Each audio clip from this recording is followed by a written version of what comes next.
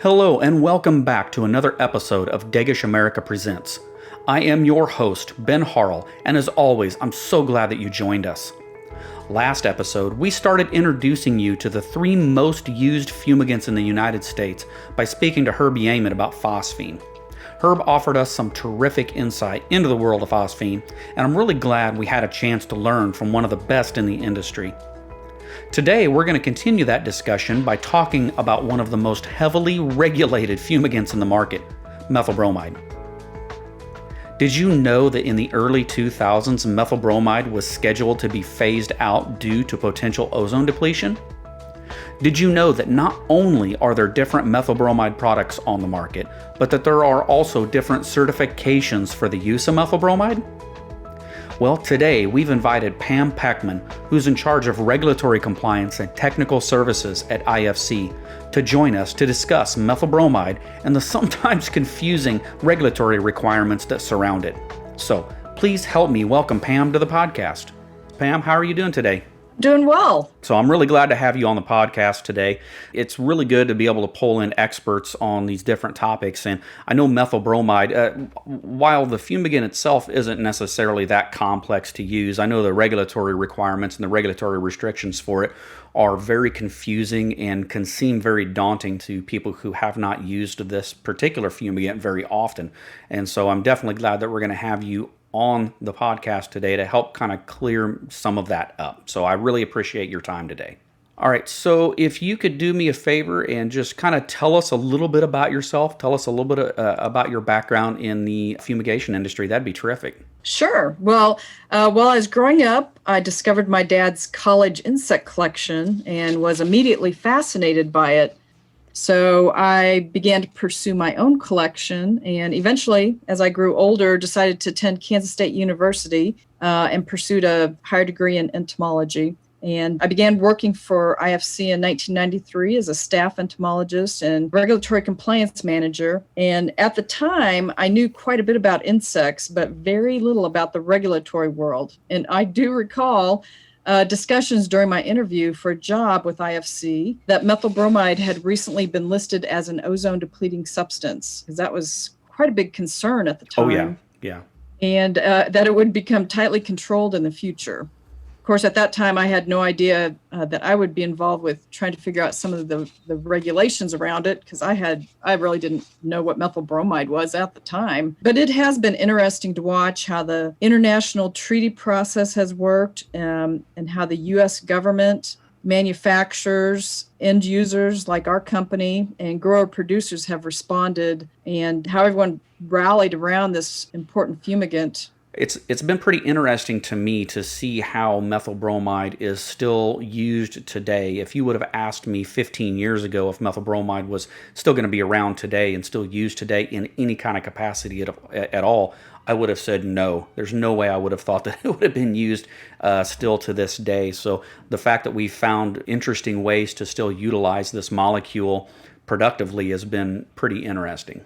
So, I don't want to spend all the time talking about how it's being phased out. I think the best thing that we can do is start off by just answering the question of what is methyl bromide. We're talking about the three main fumigants this season that are used in the United States, sulfurofluoride, methyl bromide, and phosphine.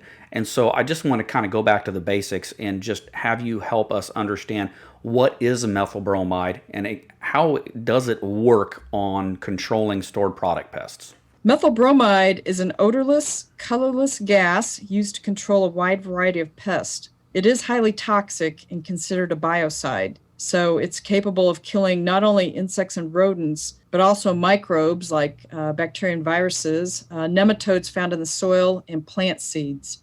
The two main ways methyl bromide has been utilized as a pesticide is as a soil fumigant to help manage nematode, weed seeds, and microbes in the soil, and also as a space and commodity fumigant to eradicate insects or rodents found in food handling establishments or in stored commodities. Yeah, I find it pretty interesting that it has a microbial control as well. So the interesting thing about that is that when you're fumigating for insects or rodents inside some of these structures, you're also getting an additional benefit of at least some limited microbial control which a lot of the other fumigants don't do. Would you think that that's a correct statement? Yeah, yeah, it is a correct statement. Okay. And I know that methyl bromide's not really being used too much in food handling establishments or in stored commodities these days. It's still used pretty widely in soil fumigation, and it's used a lot for export fumigation, specifically for quarantine pests, and then also for export of logs to countries like China. And of course, there's several countries, but China is one of the main export for logs from the United States. So I know it's still used in those capacities. We kind of already alluded to the fact that methyl bromide's being phased out. I was hoping maybe you could go into some more detail on why it's being phased out. And then also an additional question, if we are phasing it out, why is it even still being used today? Well, in the 1970s and 80s, early 80s, the international community became increasingly concerned about thinning ozone levels over the Antarctica. A lot of that due to the cold temperature there, but that was known as the ozone hole. And they were also very concerned about ozone depleting substances that were thought to contribute to this environmental problem. So the ozone layer is a part of Earth's atmosphere that acts as a shield to prevent ultraviolet radiation from reaching the Earth. So in 1985, the Vienna Convention for the Protection of the Ozone Layer formalized international cooperation. And 2 short years later, in 1987, it led to about 91 countries signing on to the Montreal Protocol on substances that deplete the ozone layer. So this is known as Montreal Protocol. So when you hear that term, it was basically the first time all the countries had signed on, and it happened in Montreal. Okay. Montreal Protocol establishes legally binding controls on production and consumption of ozone-depleting substances. So even though methyl bromide was not initially listed as an ODS, it eventually was added and phase-down regulations were put in place. In the United States, a few important exemptions were granted, which allowed for continued use of methyl bromide. The first of these exemptions was known as a critical use exemption, and it allowed for continued use of methyl bromide if no economical or technical replacement was readily available. This exemption was pretty helpful for growers and producers as they transitioned on to alternatives because not all the alternatives were registered and available on the market yet. The United States would collect applications from growers and producers and then present the request for CUE gas to the international level for approval. So over time, the requested use numbers were significantly cut at the international level, even though, our federal government presented a need. And eventually, EPA stopped soliciting CUE applications. The last CUEs were granted to California strawberries for 2015 and 2016 production, and dry cured ham for 2016. At this time, methyl bromide is no longer produced to meet CUE needs. There is a small quantity of methyl bromide that was produced prior to the phase out, so prior to 2005, and that's known as stock or pre-existing methyl bromide. If that is available, it can continue to be used, but eventually will be used up. Okay, so the goal here was to gradually reduce the amount of methyl bromide allowed to be used for these critical use exemptions over time, to slowly phase it out so the industry could realistically and economically have time to find a replacement, correct? For the most part, I think when the original exemption was put in place, it was also meant to be an exemption over time, regardless of I don't know that they were planning on having applications never solicited. Oh, okay. But if you get to, the point where the international community won't recognize a need, you're still a player on that treaty. The United States signed up to be on the Montreal Protocol. It's a legally binding treaty. Right. So the other exemption that is still in play is quarantine and pre-shipment exemptions. And those are being utilized for continued production and use of methyl bromide to help make sure quarantine pests are still managed during international trade. So nobody wants to see problematic insects coming into their country. So they're not going to let something in if they think it's infested. Right. And some examples of some potential quarantine pests would be like the Caffrey beetle, emerald ash borers, insects like that, or some of the quarantine pests that you may hear talked about when you're speaking about quarantine and pre-exemption methyl bromide use, correct? Yeah, that's correct. And it may not even be a country. Even here in the United States, like if you're going to ship cotton picking equipment from one part of the country into California, you might have to meet a quarantine need just to even ship that equipment. So Right. it is a little bit more encompassing than just on a country, on international trade level. Right. Right. Yep. And then the last exemption, the emergency use exemption, was put in place in case there was a need for methyl bromide under certain emergency needs.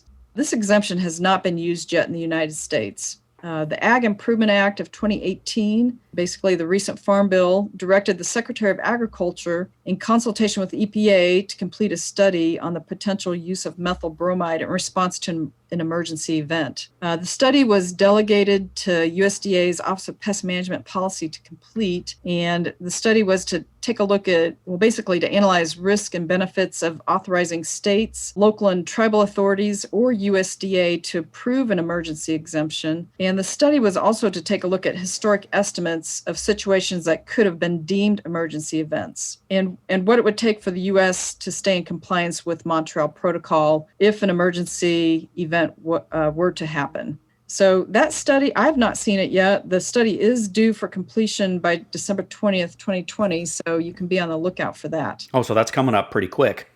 Yeah. Okay. Mm-hmm. Well, by the time this airs, hopefully it will already have been out. So, Yeah. so go look for it, everybody, if you're interested in should seeing be what. out. Yeah. So I do want to go over this as well. I've used methyl bromide quite a bit in my career, both for export fumigation, and then of course I still remember using it for food processing fumigations, several years ago. And this was like right around the time when the phase out was first starting, and there was still some of that pre-phase out. That's what we always called it, was pre-phase out gas, or methyl bromide manufactured prior to 2004. So I do remember doing a lot of that. But more recently, I get a lot of questions from folks that get really confused on the certifications and then also the labels, because there's really two different types of methyl bromide registrations out there, and then there's also these different certifications that we already talked about. So I was hoping you could go a little bit more in depth on what the difference is between quarantine pre-shipment use and then also quarantine use methyl bromide. Sure. So if a country has identified certain pests of concern, like we talked about earlier, they're going to require that incoming items be free of those pests. The country importing may require treatments prior to the item being shipped over, which is known as pre-shipment. So that's where that term comes in. Right. If items are shipped in and found to contain a pest of concern, that government may quarantine the shipment until it is treated according to their predetermined treatment schedules. So, for example, here in the United States, USDA does have a treatment manual, and they have very specific treatment schedules which tell you what product, what chemistry to use, how long to hold the fumigant, at what temperatures, what your readings have to be at certain time frames. So they're pretty detailed treatment schedules you have to follow. Yeah, I really like the treatment schedules that they've put together too, because it literally takes almost all of the guesswork out of fumigating with methyl bromide. I mean, they leave no stone unturned when it comes to telling you exactly how to provide this fumigation with this product for that particular use. So it's actually a pretty handy treatment schedule because it takes all the guesswork out. Yeah. So, I mean, USDA spent a lot of time researching products. That's why when it came to the end of the day, methyl bromide was one of the treatments that was most often turned to, just because, like we talked about earlier, it's a great biocide on all life stages. And that tends to be the key because, if the eggs can make it through the treatment, then you haven't completed your quarantine treatment. So, right. Or whatever stage of pest is less susceptible. But some of the treatment schedules for quarantine fumigations call for higher dosage rates of methyl bromide than what may appear on commonly used product labels, such as methyl gas 100. So this tends to be confusing, but there is another label out there available for use. It's methyl gas Q, and there may be some other labeled products out there too. This is the one I'm familiar with, though. But methyl gas Q allows for higher dosage rates, or it may have expanded commodity listings. The only caveat to all this is if you use methyl gas Q, supervision by USDA is required, and it states that right on the front label of the applicator manual. Right. So Yeah, you do not have to use methyl gas Q unless for some reason you really need those higher dosage rates, or you've got something else that's kind of triggering the use of methyl gas Q. Right. So, for example, if you're looking at the USDA treatment schedule and it calls for an application rate that's higher than what the methyl gas 100 label allows, that's when you're going to want to turn to the methyl gas Q product. Is that correct? That's correct. Okay. And just because it's a quarantine fumigation doesn't mean you can't use methyl gas 100 or another methyl gas labeled product. Right. You just have to make sure that you're not exceeding that application rate unless you're the application rate for each product. Right. Yeah. Right. So you won't be in label violation. Exactly. So, yeah, it's really nice to be able to have these two different labels to pull from. That way you can maintain a legal fumigation regardless of what the USDA treatment schedules are asking for. So obviously methyl bromide is still being used today, even though we've been working on phasing it out over the last several years. Do you think that we will ever see a replacement fumigant for methyl bromide? Or do you think that it's already been replaced? Do we already have enough alternatives on the market to actually replace it if needed? Sure. We have already seen replacement options for methyl bromide applications. And by the way, we don't really like the term phase out. That was a EPA term by the Office of Air. We prefer phase down, which has happened. But however, methyl bromide was such a great biocide, capable of killing all life stages at a reasonable cost and dosage rate, that not all applications have been adequately replaced. So work does continue in this area, especially for QPS needs, and some treatment schedules have been expanded. However, at this time, methyl bromide remains one of the key QPS fumigant treatments. Current research in this area is focused on finding alternative treatments to methyl bromide with the use of fumigants such as SF, phosphine, combination treatments with CO2, irradiation, and other novel approaches. The Methyl Bromide Alternative Outreach Conference meets every year. It's known as MBAO, and it allows researchers, regulators, growers, and producers a platform to present up-and-coming possible alternatives. During the recent MBAO meeting in November of 2020, the National Oceanic and Atmospheric Administration presented information that shows stratospheric ozone is showing signs of recovery. So that's good news. Yeah, it is. Yeah. Yeah, and a full recovery is expected around 2015. Variations of the ozone hole occur from year to year, depending on, especially on temperature, volcanic activity, and winds. And they do know methyl bromide is emitted from naturally occurring sources, such as the ocean. So not all emissions are man-made. But this is good news for quarantine and pre-shipment use, because there is a concern, how do you eradicate pest in an economical fashion and get the job done? Yeah, and the interesting thing too is, methyl bromide is such an absolutely terrific fumigant. It works so well, and it's been very difficult to find an apples to apples replacement for methyl bromide. So what I'm finding over the course of the last several years, we're working on replacement options, of course, for methyl bromide, as you spoke about. But what I'm seeing is there's no apples to apples replacement for methyl bromide. There's no fumigant out there on the market currently that replaces all of the positives that methyl bromide have to offer for this wide variety of applications. So what I'm finding is we're having to use different fumigants and different methods of treatment to replace methyl bromide. And I just kind of find that interesting. Methyl bromide is such a strong fumigant, and it works so well that there's just not any fumigant out there on the market today, or any treatment method out there for that matter on the market today, that replaces it completely across the board. Would you agree with that? Oh, definitely. Okay. Yeah.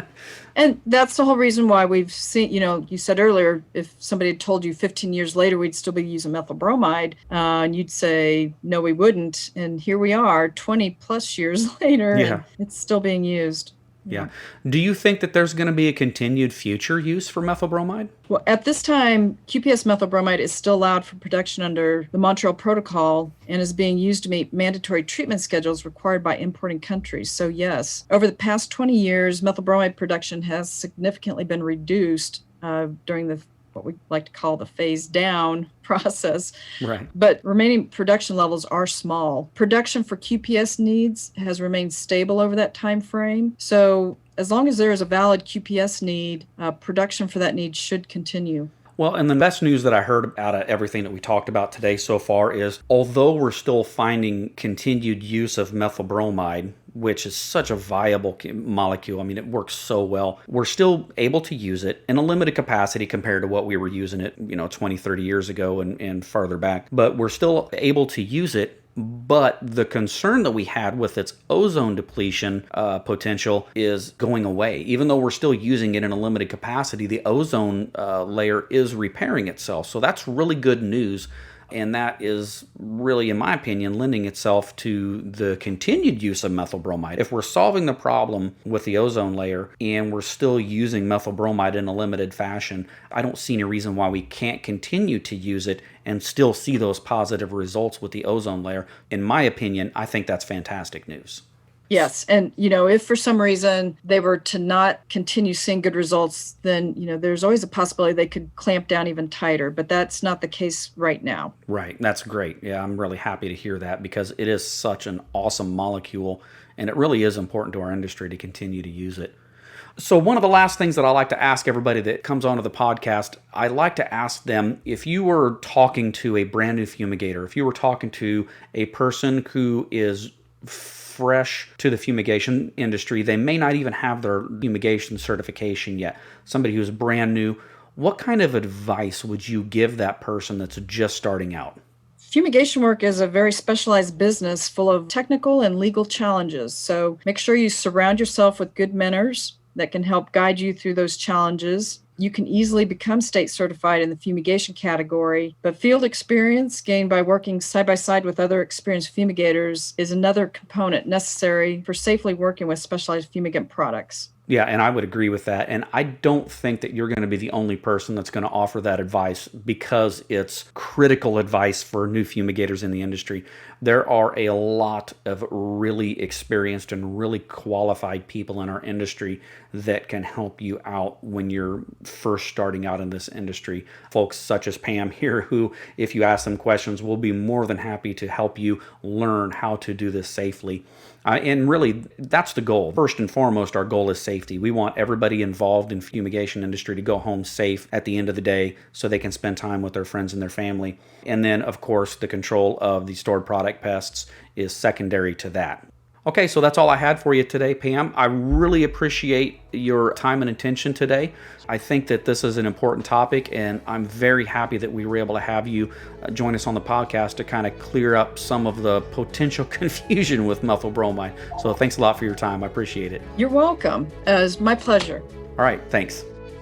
I want to thank Pam Peckman for clearing up some of the confusion that comes along with using methyl bromide.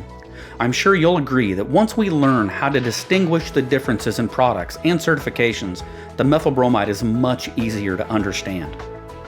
On the next podcast, we'll dive into the final fumigant we'll be discussing that's available on the United States market, sulfurofluoride.